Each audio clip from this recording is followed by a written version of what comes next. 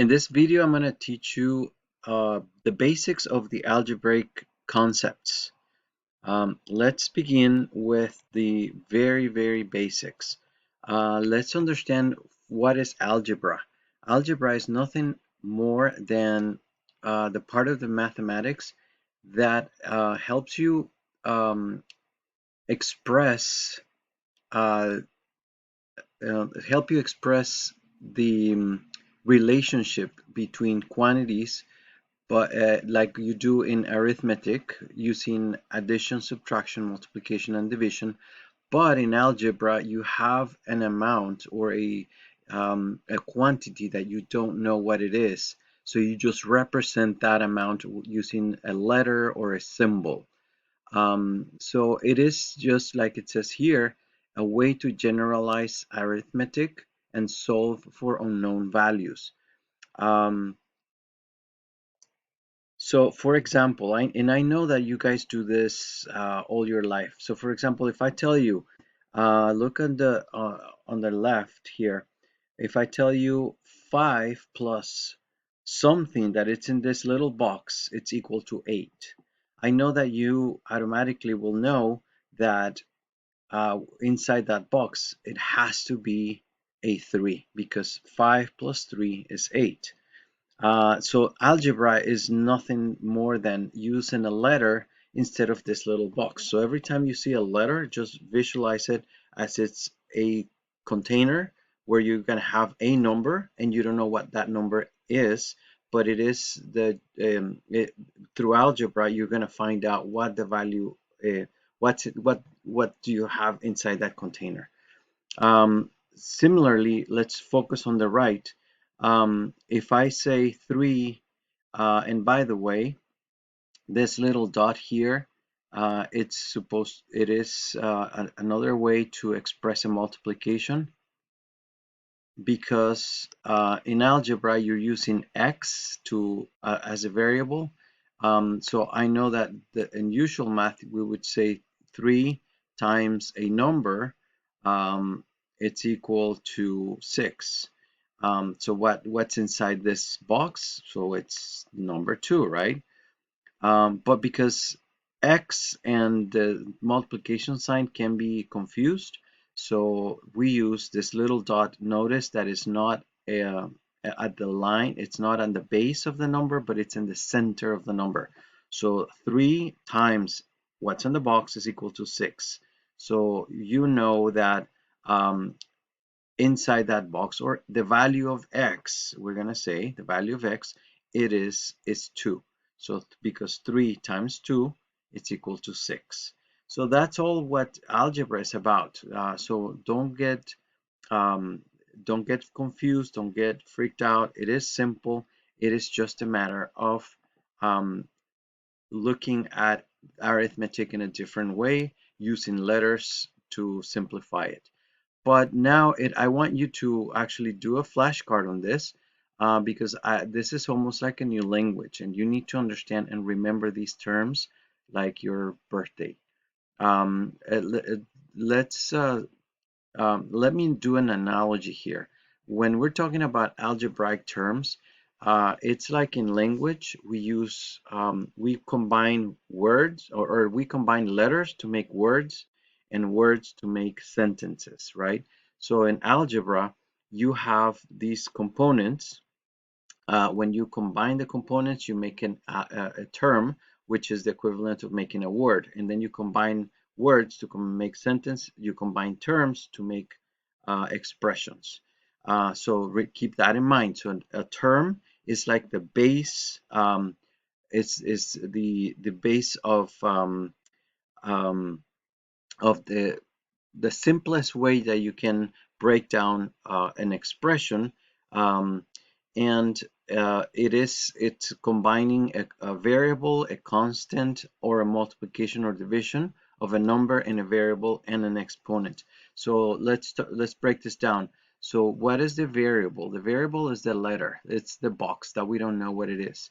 It can be also called base because usually the base, the letter, might have a exponent.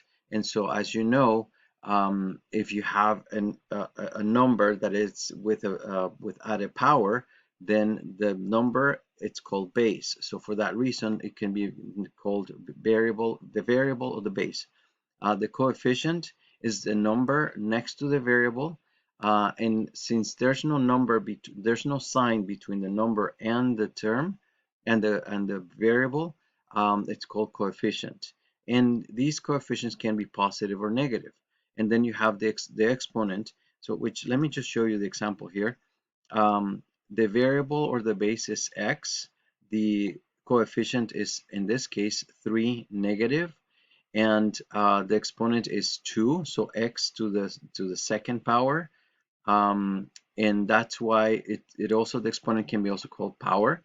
Now, separately from an algebraic term, if you don't have a variable um, like on the right, then this is called constant, because it is a number with a known value. We know what it is. It's 8. It's not going to change. So that's why it's called constant. It's always there. So the coefficient and sign would be this in green, uh, the variable in blue, the exponent in red. So again, know these terms, know these definitions, and my suggestion is that you do a flashcard. Now, important concept here, super important. You must remember this. What is a like term and what is an unlike term? By definition, a like term has the same variable and the same exponent. Always, they must be the same. The sign and the coefficient can be different, but not the variable, not the exponent. So I have some examples here. If I give you the term 5a and the expression minus 3a, that means they are like terms because the base or the variable is a on both and the exponent is 1. Remember, if there's no exponent, um, shown, we know that it's a 1, okay? The second example, 2x squared and minus 3x squared. Same base, same exponent, therefore it's like terms. They're both like terms. AB and 8BA. Notice here that A and B are in both, but in the second term, it's out of order. It's in different order. Doesn't matter. It's still a like term, okay?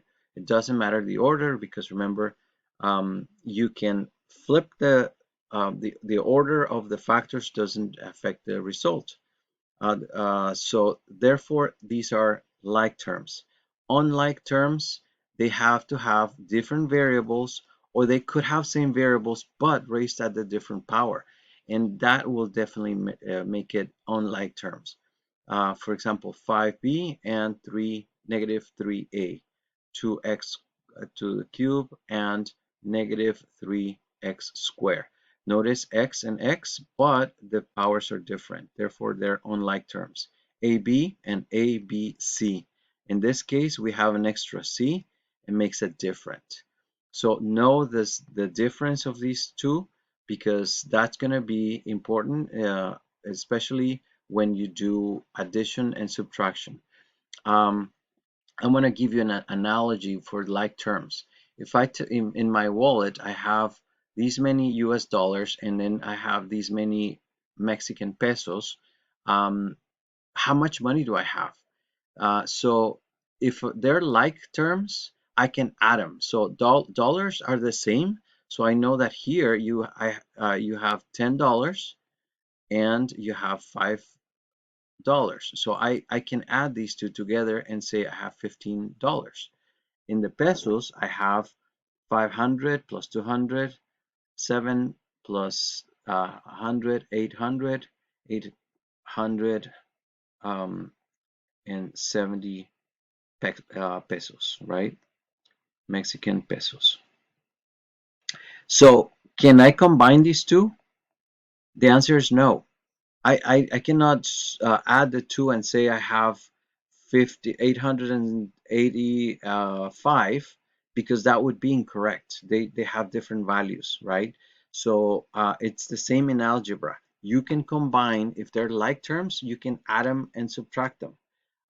But if they're different, or if they're unlike terms, you cannot add them. So if someone asks me how much money I have, I would say I have 15 pesos and 870, I'm sorry, 870 pesos and $15. So like terms can be combined. Coefficients can be added and subtracted, but not if they're unlike terms, then they cannot be.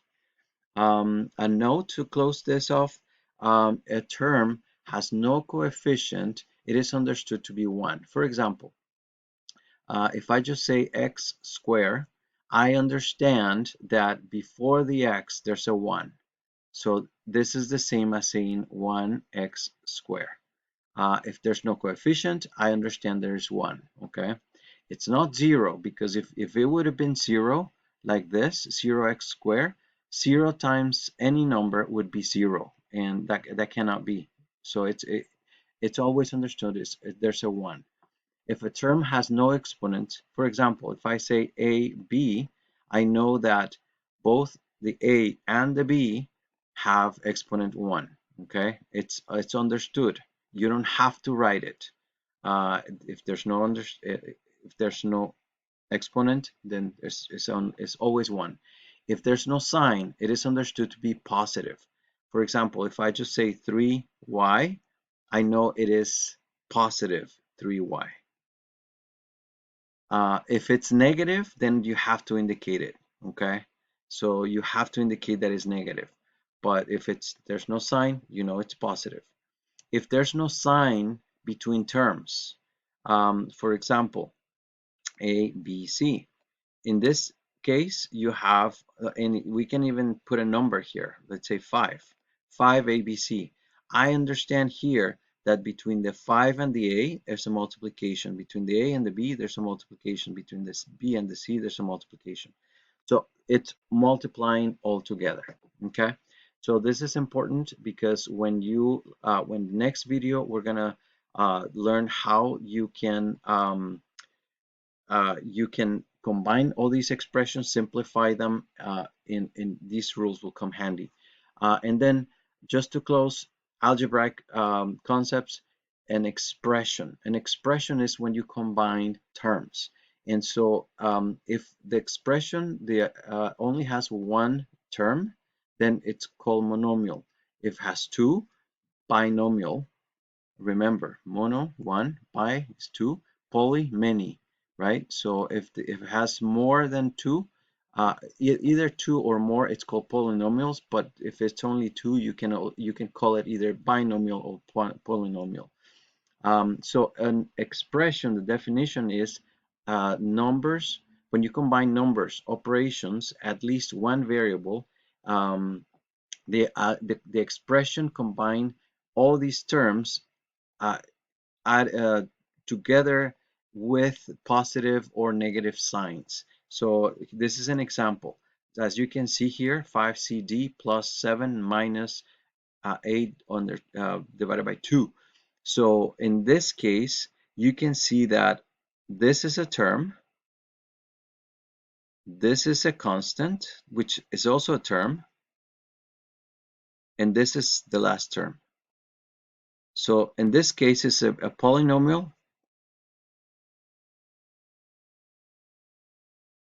and it has 3 terms. So this is an expression or a polynomial, okay? So in the next video, we're gonna go over how they can ask you questions using these concepts. Very simple. Thank you, guys.